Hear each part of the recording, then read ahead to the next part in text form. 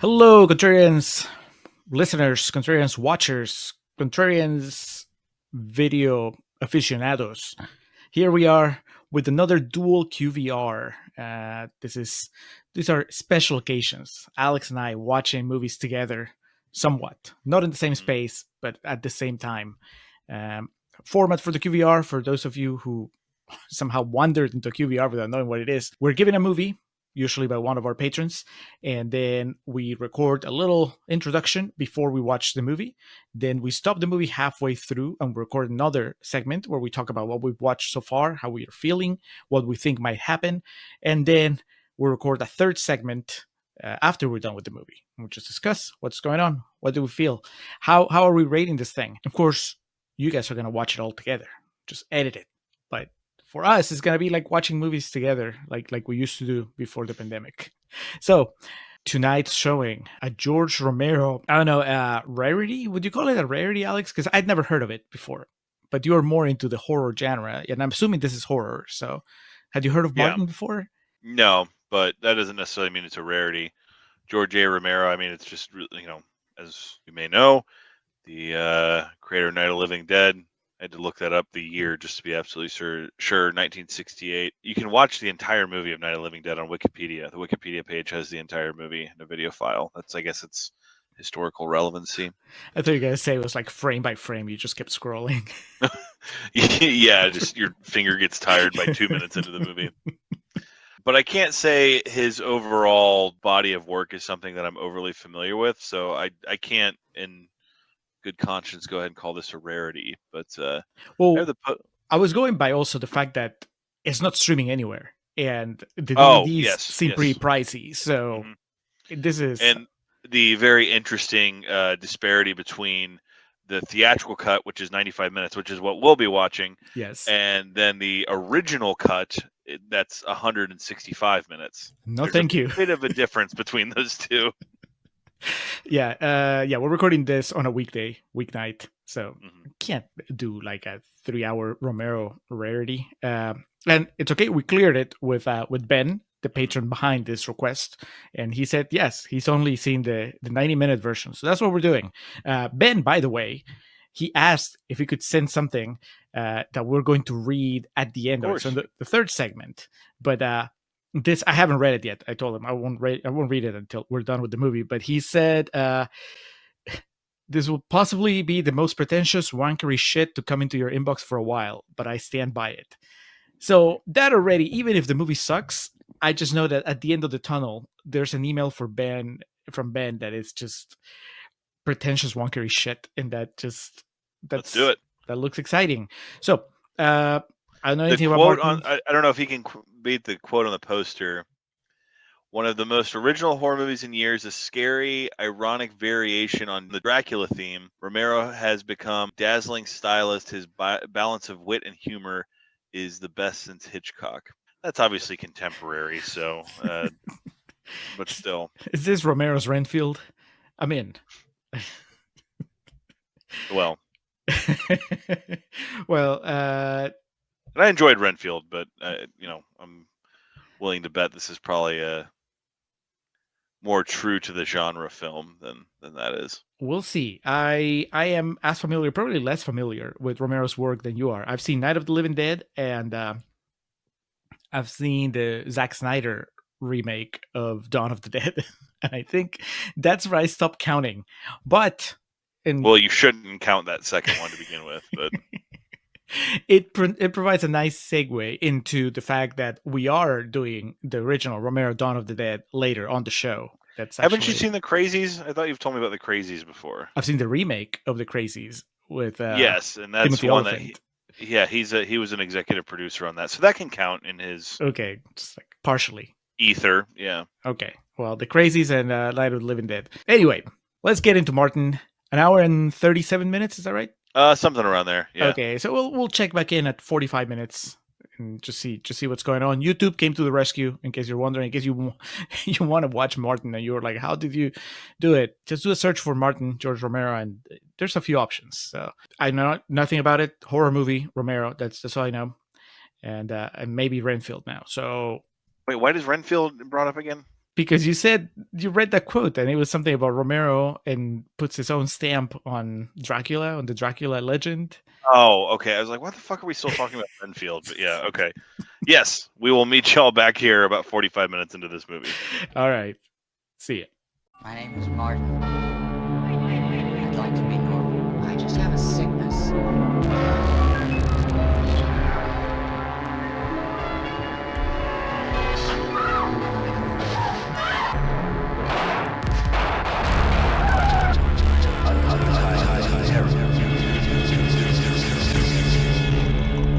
All right, we are back. We're 45 minutes into Martin. We already got infidelity, nudity. I will say this. This movie, at least the first 45 minutes, this movie peaked on the opening. The opening shook me, and then everything else has been kind of like, all right, I mean, sure. But as we talked about on a recent recording, it's at the point where we don't just watch these from our perspectives anymore. It's just inherent that like we're going to think about what does my co-host think of this, right. And I was just like, oh man.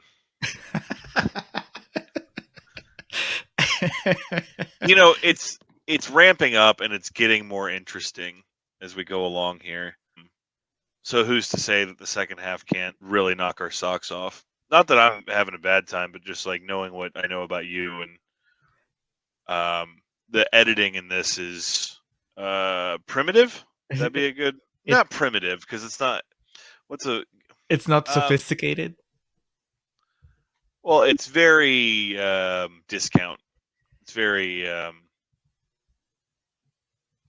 budget of this movie is $250,000. So, which we always joke. What year was this? 1977. Well, no, I can't even make that excuse because Texas Chainsaw Massacre was 1973 when it was made, and that cost $80,000. So, and that movie's very well edited. How much did Romero pocket? How much did he pay himself as a writer and director in this one? I honestly think there was a few splices where I could see like, and again, we're watching this. Maybe we're not watching the 4K, but like there was a couple where I could like see the frame tilt, or like I'm not gonna say I saw any fucking tape or anything like that, but like you didn't see the boom mic, just kind of like dip. Well, no, I'm just talking from the perspective of like what they cut and then edited together. Like the cuts are so sharp, and that comes along with the territory of guerrilla style horror film. Yeah, that's not a problem. I mean, that is, I guess that could be a problem, but that is not. It's not a problem. It's something I noticed. It's just when we do watch these with the fine tooth comb that we do, it was something I picked out. Okay, so what we're dealing with here is a young man, Martin, played by John Amplas. Introducing, yes. The top billing went to Lincoln Mazel, who plays Tate Kuda. Then we had Christine Forrest in there. And then Tommy Savini. I hope we get more of him. We've only had one scene of him so far. I was going to ask you if he already shown up, because I've only know him from Dusk Till Dawn. Mm-hmm. The guy that has like a gun on his crotch. Never seen Maniac? Nope. He gets shot in the head with a shotgun. It is like, it's that Threat Level Midnight where Toby's head explodes. It's like that level of ridiculous. But that's his bread and butter. He's the special effects man. Tommy Savini in this is the granddaughter's boyfriend who comes in and starts talking about Indianapolis has good, honest work. He's clean shaven, so that like unrecognizable. Yeah, I thought you gotta tell me it was like the guy that drove in the car, like Okay, so all right, so back to Martin is a vampire, it seems, okay, and so he believes he's a vampire. But what do you make of all those flashbacks to olden times? I think he's crazy. I think he's mentally disturbed. I don't even think that they're olden times. Are they olden times? I think they're black and white. Mm-hmm. So I think they're in his head. It's never even crossed my mind that this movie might be actually about a vampire. It just seems to me like it's about a serial killer that believes he's a vampire. because we've seen him at this point. The opening, which Julio described, which is very jarring. He uses a syringe and some sort of heavy sleeping aid, knocks his victim out, and then it's fucking brutal. I was really excited here in the beginning, and again, I'm not gonna say that I dislike this yet, and that I'm not looking forward to seeing how it winds up, but that bright red blood that's like such of the time. I know that's to you is probably something you kind of Looks like strawberry jam. something you kind of snicker at or whatnot. But I love that shit. I was dude. not snickering during that opening. I was just. I would hope not, but I just meant like the tint of the blood, because it's like Crayola red. Yeah. It's brighter than that. So he slits this woman's forearm open and sucks this blood out of her, and then leaves her to die, and then gets off the train and meets up with. I don't know if it's supposed to be Satan or who it is. Do we know their relationship yet? I thought he said they were cousins. Tatakuda? Which I mean, I guess you could have like that much of an yes, older cousin. Yes, they're cousins, because he he says like the reason he's helping out is because they're family, but right. He keeps talking about Nosferatu, and that guy likes saying Nosferatu a lot, and I like his accent. He treats him like a vampire, like right. He thinks he's that guy also not entirely sane, I would say. If this was 10 years later, this dude could have just watched Lost Boys and learned the tricks of the trade, because he does the crucifix and the garlic and all this shit, because he thinks he's a vampire. None of it's working on Martin, but if you invite a vampire into your home, it renders you powerless. But I don't know what the rules are, because you can invite somebody into your home, but then not invite them to specific rooms, because he says you're not allowed into my room. So he does tell him too. He's not allowed to talk to his granddaughter, but that lasts about 2 seconds. Edward Herrmann, that was the actor I was trying to think of, the guy who's the head vampire in the Lost Boys. Sorry for spoiling a movie that's 40 years old, but they splash like holy water on him, and then they trick him into thinking garlic is Parmesan, and he eats it. It's like, oh, and they're like, he's a vampire. He's like, no, it's too much. And then when they find out he's a vampire, it's like, never invite a vampire into your home. Renders you powerless.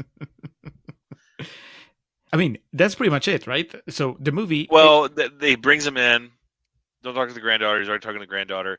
And then he's just kind of like an errand boy around town that delivers like meat and shit. Far more interesting movie.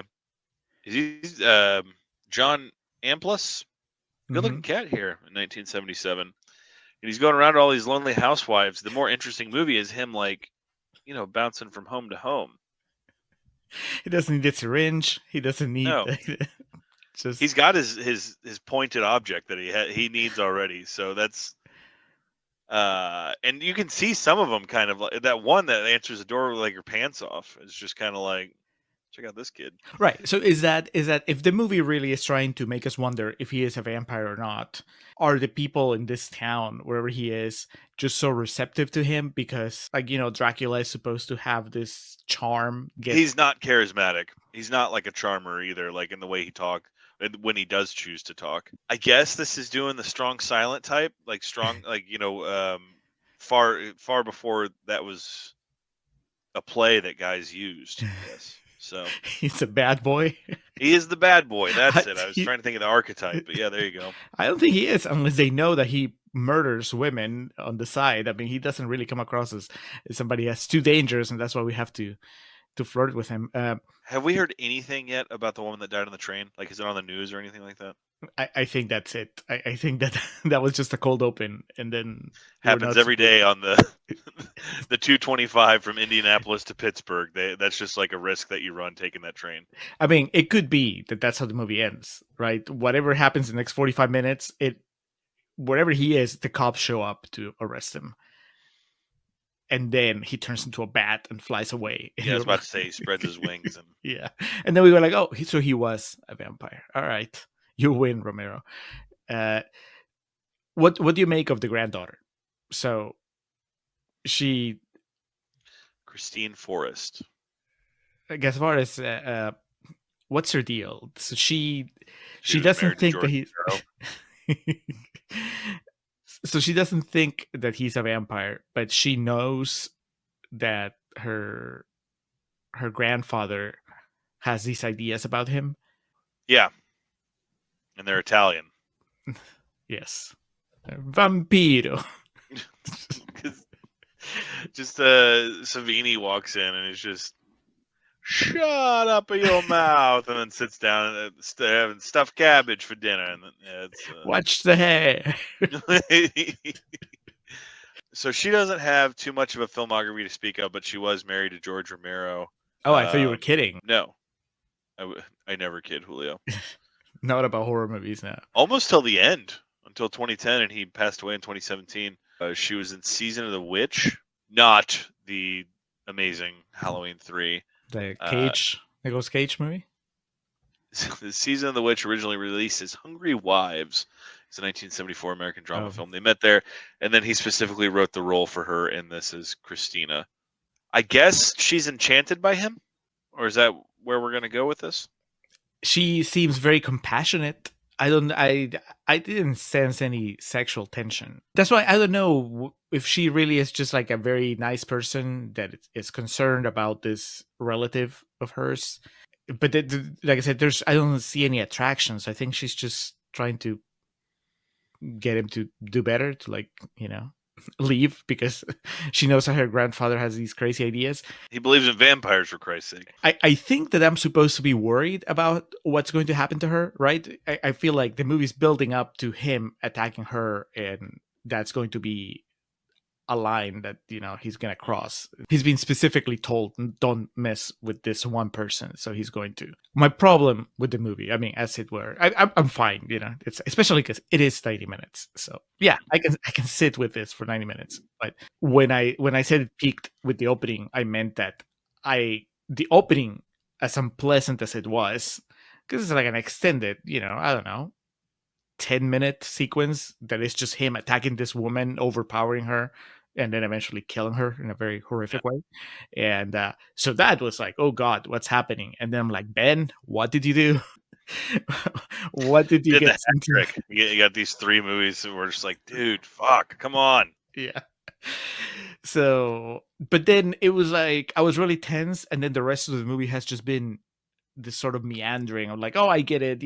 He's weird. And I get it. His grandfather, his cousin, I guess, is also a weirdo, and there's these weird flashbacks, and there's just a lot of floating parts, and I don't feel like they're building up to anything, but maybe they will. So nothing has grabbed my attention like that opening did.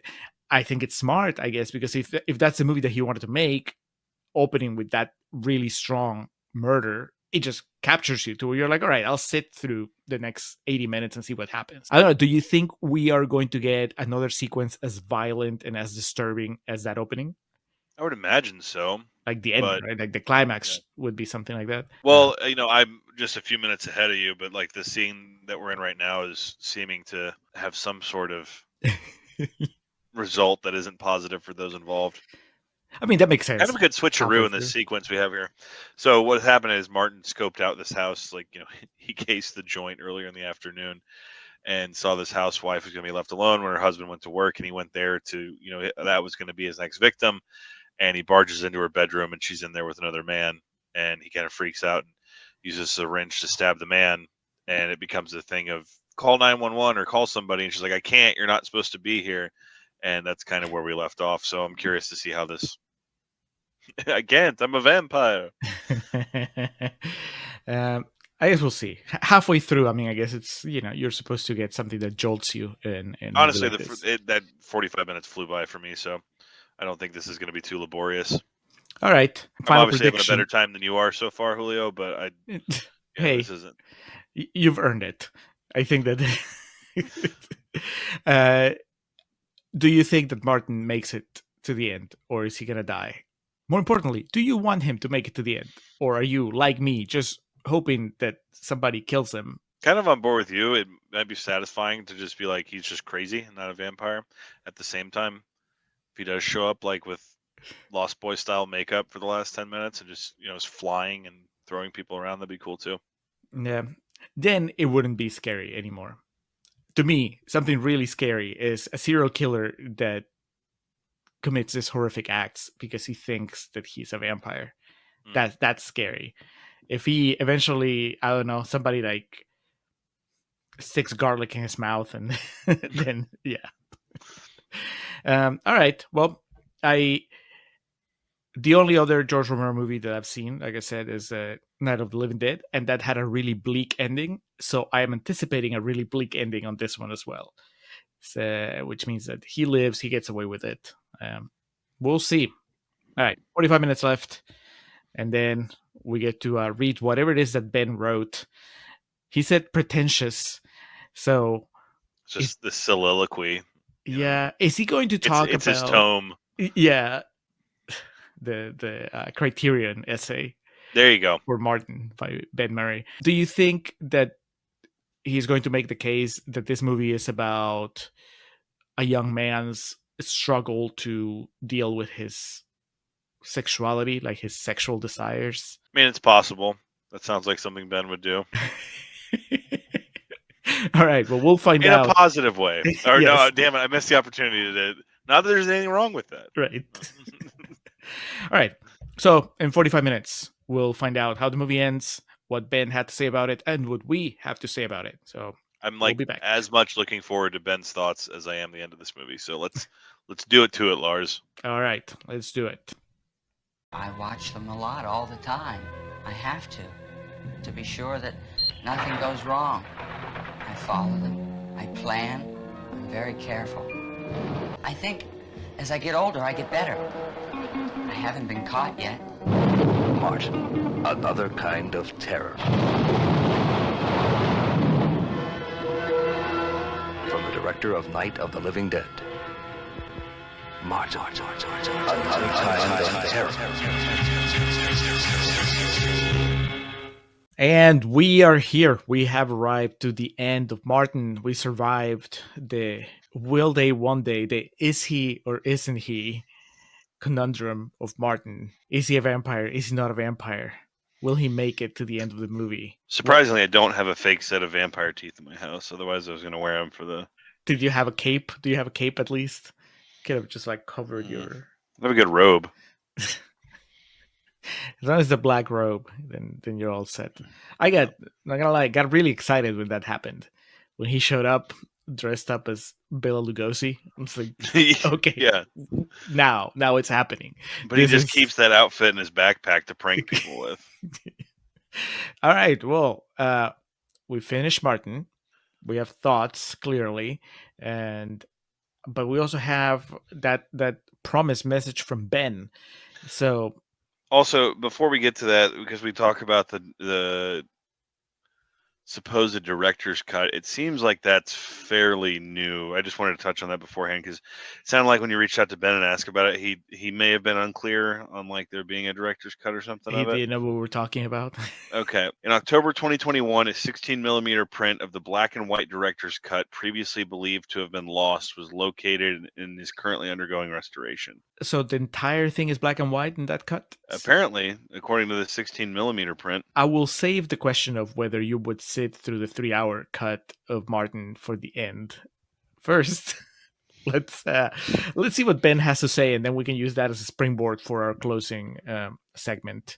Let's do. Ben says, I picked this film to see what read you guys would have it on as an entry in the horror genre. It's not as if I'm some fucking academic who needs to be quoted and paraphrased like a scholar, but I remember studying Martin back at the university, so I had an ulterior motive in sending this your way.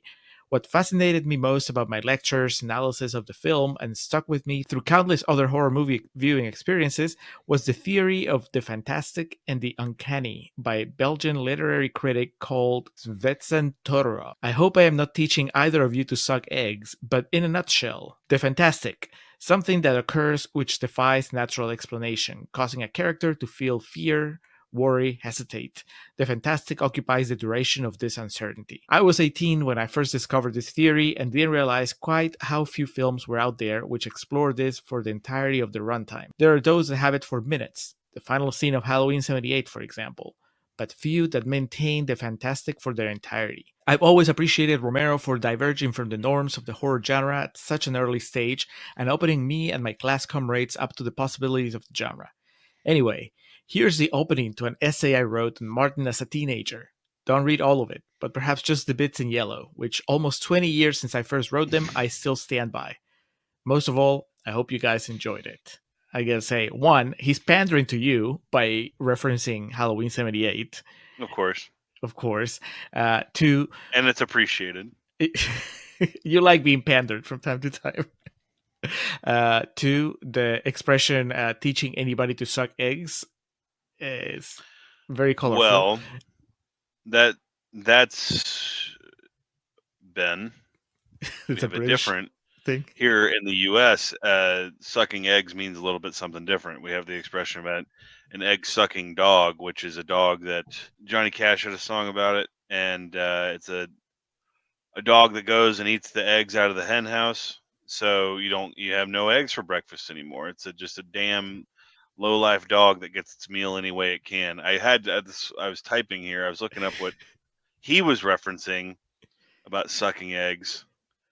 Teaching grandmother to suck eggs is an English language saying that refers to a person giving advice to another person in a subject with which the person is already familiar. So definitely different meanings to it. Yeah. Timely relevance, though. Terry Funk, who recently passed away, famously called Dusty Rhodes an egg-sucking dog, and for one of their matches wore a T-shirt that said "Dusty sucks eggs." And at the show I went to in Chicago 2 weeks ago, Eddie Kingston, who's been referenced on our podcast before recently, who's a big Terry Funk fan, was wrestling a guy named Claudio Castagnoli, and in tribute came out wearing a shirt that said "Claudio sucks eggs." So if Ben had been watching that, he would have taken a different interpretation from that than I did. Not only would the tribute have gone over his head, but he'd been like, is he trying to explain something to him he already knows about? What the fuck's going on here?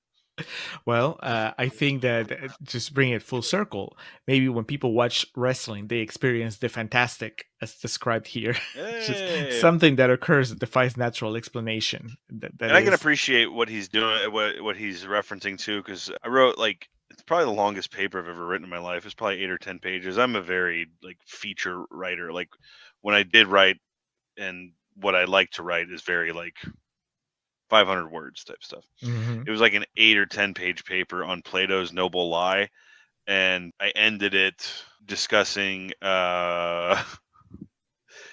Batman taking the rap for Harvey Dent's crimes in The Dark Knight, because what Batman tells Commissioner Gordon is in line with Plato's Noble Lie of sometimes the truth's not good enough and that people need to be rewarded for their faith in good.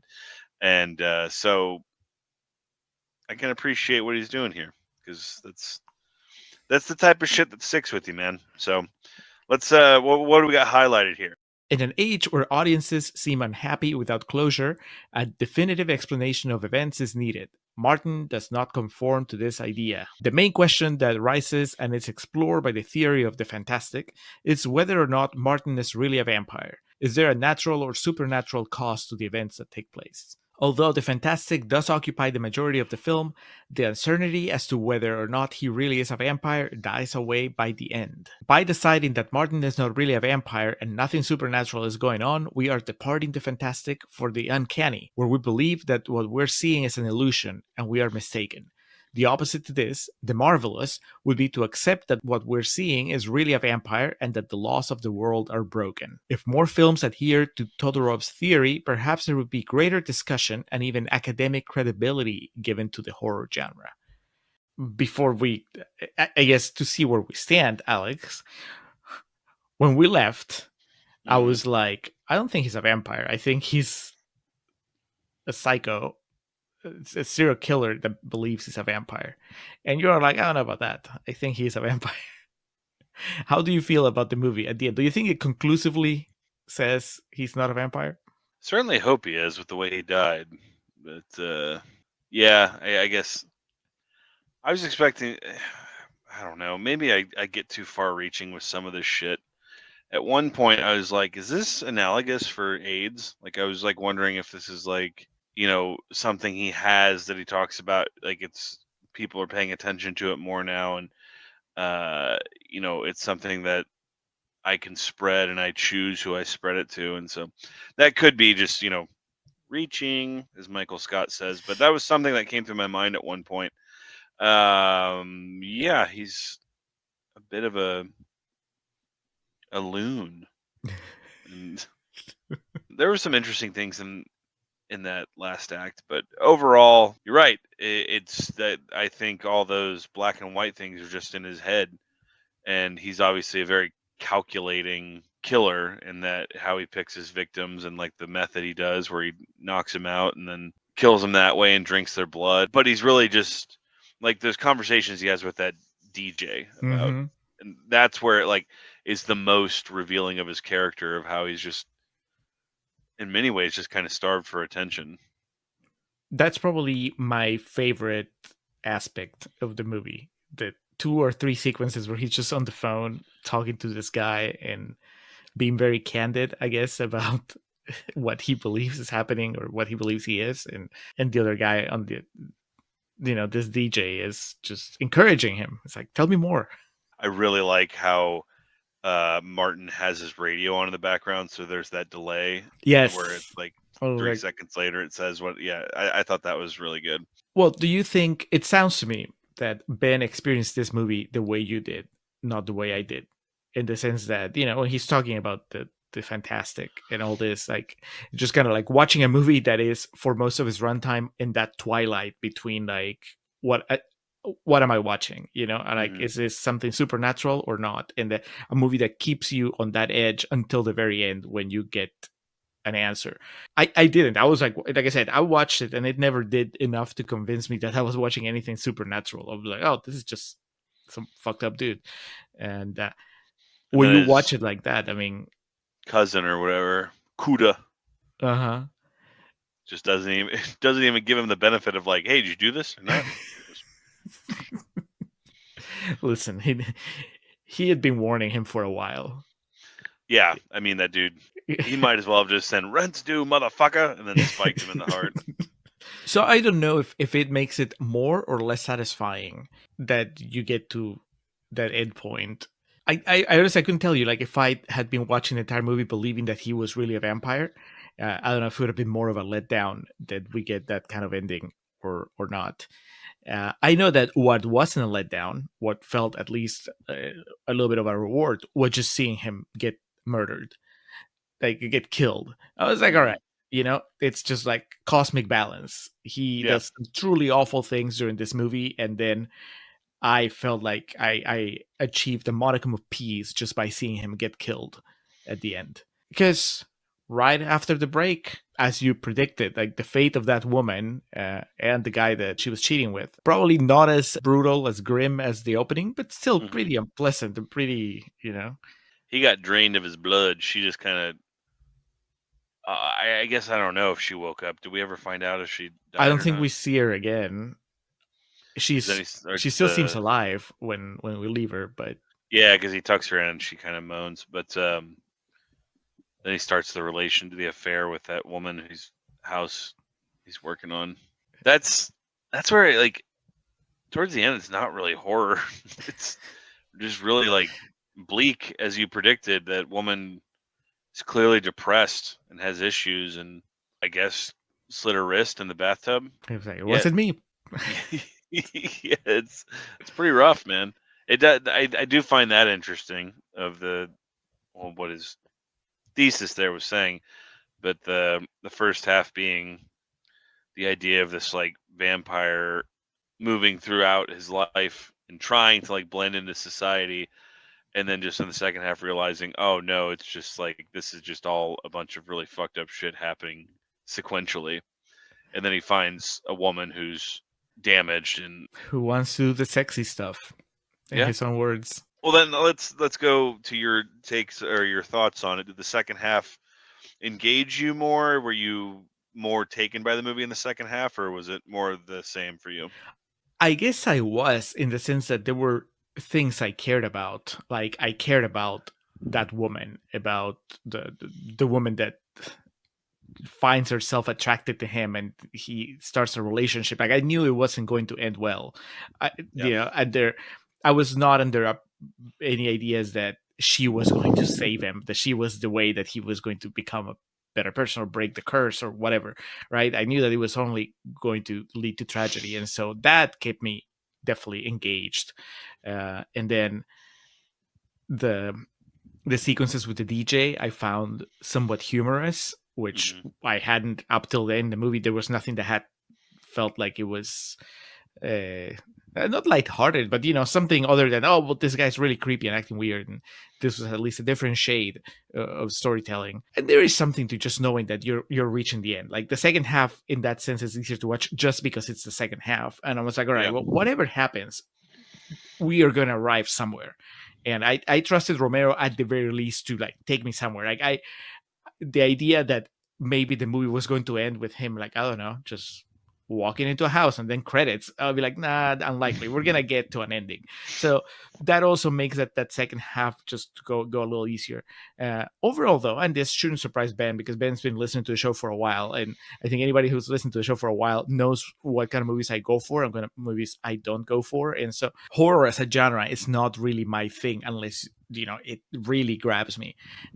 We discussed The Exorcist recently, and I was like, I was about to say, did you pop for they reference The Exorcist in this movie?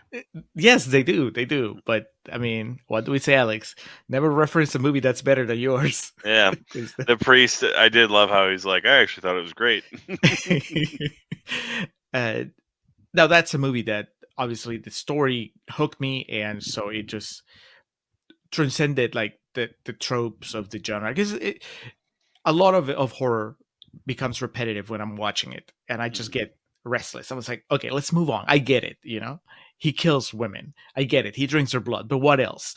And there are movies that are so strong with everything else that's happening that I just don't feel it. But here with Martin, I wanted to get to the next level. And I mean, halfway through, and we were talking about it a little bit in the previous segment, I just had the feeling that there was no next level really, that we were going to kind of like hit these beats until we got to the end. And it's kind of like what happened.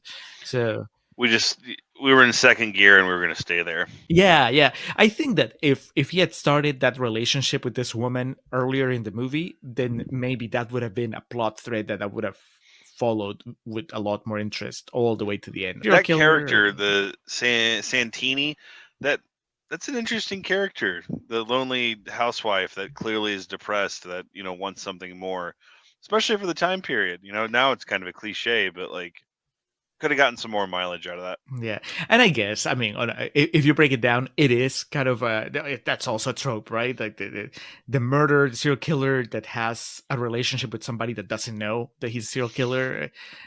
I mean, that is, vampire or not, you've seen that before. You've seen it a lot of times, but it still seemed interesting here because I think she's a really good actress. I think that what she was doing was very compelling. Like, I bought that she was attracted to this weirdo.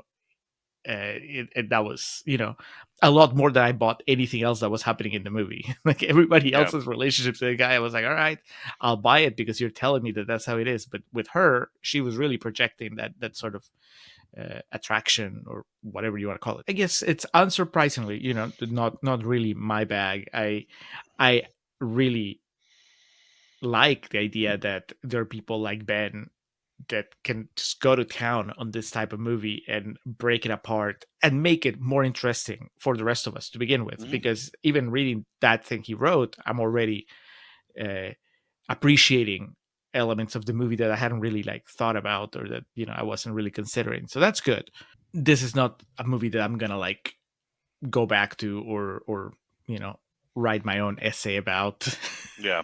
Or anything, which hopefully is not too disappointing for you, Ben. I think you probably could have seen it coming. Well, how about you, Alex? I mean, you got to the end of the road, and what is this? You are a horror person, so yeah, it was all right. There were moments where I was like really up for what was going on, and then there would be just kind of bouts of nothingness, and who's to say that was intentional and half of Romero's movie got cut, and that if you saw the Snyder cut, then maybe it all kind of like works better and makes sense. But yeah, I don't think I would watch a 3-hour version of this movie. Well, my first instinct was to say, like, how do you stretch this out to 3 hours? But I guess actually there's room to stretch it out. It maybe becomes a completely different movie in the sense that it makes more sense from the beginning, It could. and but maybe that diminishes its power if you if you fill in all the gaps, and then you're not like trying to figure out what those flashbacks mean, or what's the deal with the grandfather.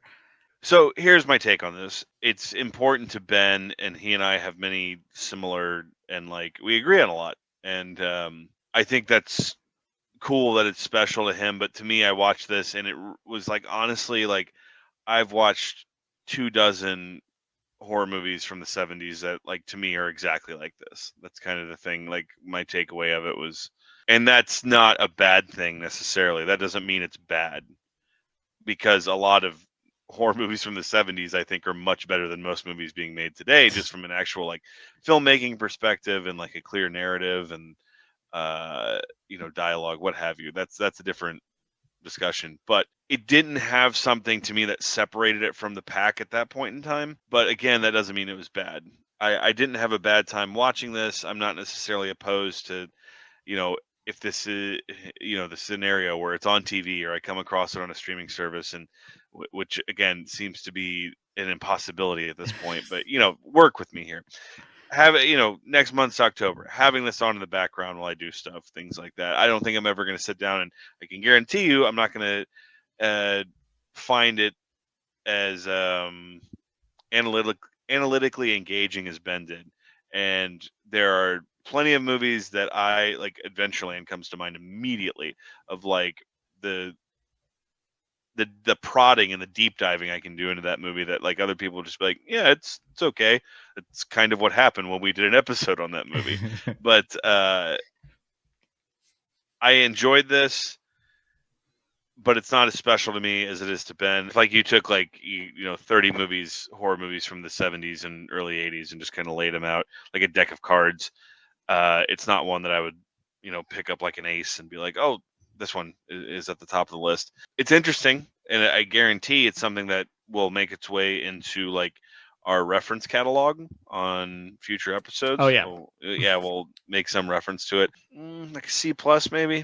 That's because none of the lead performances really stuck out to me. There was some good side characters and whatnot, and I popped for Tom Savini, but John Amplis and Lincoln Mazel, just they knew the assignment. They did well with it, but I guess that's my overall thought.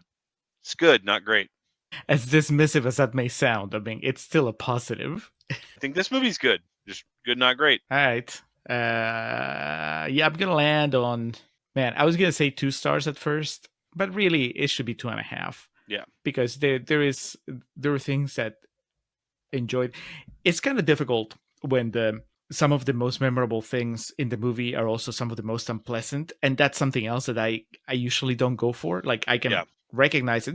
We had an entire episode about the Texas Chainsaw Massacre and how that movie unsettles me, and I don't necessarily equate that with like it's a little harder for me to go like it's good because of how much it unsettles me. But that's the truth. I mean, that's what it wants to do. So when Romero starts his movie with this violent assault on a woman, and it's meant to like rattle me and shake me and stay in my mind for the next 90 minutes, and that's exactly what happens, then that's effective, and you're gonna have to acknowledge it. Like, the rating of the movie doesn't necessarily reflect the rating of like how I feel about those sensations. It is weird that the movie starts off like so 100 miles an hour, and then there's probably something to that, but it's well, that, and then like right in the middle, that you have that home invasion sequence, and that is also just, man, forget about the fact that he maybe or not be a vampire. Just the idea of this dude just breaking into this house and terrorizing these people, like it's like a mini Funny Games. Just him running around from one side to the other. So yeah, 2.5. It is memorable. It was definitely not my bag, and it's I didn't take away from it as much as Ben did, or even you did. But like you said, that's something key, right? It's gonna stay with us, and we're gonna keep referencing it because on one hand, yes, I can see how this is just like another 70s horror movie, but on Mhm. the other hand, it does stand out in the sense that I don't know that I can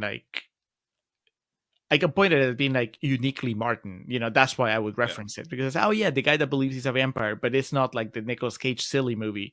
It's like Yeah. no, it's like Romero like making it really unsettling. So Yeah. It's just when one of our wonderful friends and patrons brings us a movie that they're very passionate about. We're not, neither you or I are saying this movie's bad, but I'm kind of like, oh, we don't like it as much as they do, so I feel bad about it now. you know what? I don't, because I just remember just a few days ago I guessed it on Ben's podcast. I brought a movie I adore called A Few Good Okay. Men, and he was just kind of like, "Yeah, sure, it's okay, I guess." So, you know what? That's Actually, how it yeah, works. never mind, because of him, we had to like break ground and completely like butcher an episode like we've never done before because the subject matter became so bleak. Yes. So a couple things here before we get out of here. Producer Richard Rubenstein acknowledged that there were indications of the budget being $250,000. The actual budget was $100,000, but he did not want anyone thinking they could just commission a film for $100,000. So he inflated the figure to what he estimated would be reasonable for an independent budget. And the original cut of the film ran approximately 2 hours and 45 minutes. Oof. Romero, who shot the film on color film stock, had initially wanted the film to be black and white and disputed with producer Richard Rubenstein over the matter. The final version of the film was released in color, with only Martin's fantasies and dream sequences being presented in black and white. So, James Mangold, Hugh Jackman, Logan wanted it to be black and white. Go fuck yourself. Where is my Martin Chrome? That's what I'm waiting for. And then this is pretty interesting too. I'm not sure if Ben's aware of this, but Martin was edited for the European market by Dario Argento and released in 1978 under the title Vampire. Its score was performed by the band Goblin. That's Hey, patrons will know. I saw perform the score to Suspiria live. And this is now available in an Italian dubbed version. And then when Romero passed, Ben Sachs of the Chicago Reader wrote about the film, and he said it was perhaps the most emotional in Romero's career. So there's something to be said about that. well, that's it. Martin, not necessarily a home run with the Contrarians, but a very interesting discussion. And I think that maybe it bumps up my street cred when it comes to horror, because now I can just say that I've watched 2 George Romero movies, not just one, and one that he produced, I guess. Anyway, as a closing note, this is not the last. I think I mentioned it in the first segment. We will be doing Romero's Dawn of the Dead, the original, not the Snyder one. Available on Wikipedia. Available on Wikipedia. But that will be at I think it's our last episode of October on the podcast. So keep an eye out for that. We'll see how that Romero stands up against this Romero. But that's it. Ben, thank you for the movie pick. Thank you for the essay, for the as you call it, pretentious wankery, because we learned about the difference of egg sucking in different cultures. Yes, we'll all walk away better people after this. And thank you to all of you for watching. Coming up next in this this series of dual QVRs, the I don't even know what it is. A romance? I don't know. Bones and all. Luca Guadagnino movie with Timothée Chalamet. Alex can't wait. The kid from the Marvel movies. He's not in a Marvel movie. Well, I mean, at some point he will be. He might be by the time that the next one, the next QVR comes up. But anyway, keep an eye out for that, and we'll talk to you again soon. Bye. That summer of 1999.